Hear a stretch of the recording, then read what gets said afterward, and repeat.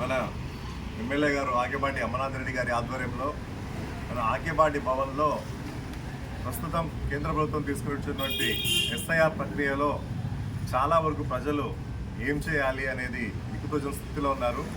దాని గురించి ఒక సేవా కేంద్రాన్ని ఆకేపాటి భవన్లో రేపటి నుంచి అనగా 23వ తేదీ నుంచి ఒక నెల పాటు ప్రారంభించడం జరుగుతుంది.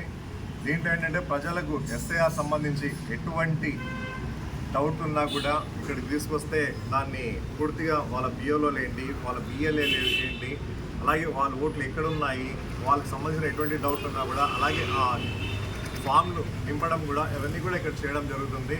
సో రేపు ఉదయం 9:30 గంటల నుంచి మధ్యాహ్నం 1 గంట వరకు ఉంటుంది.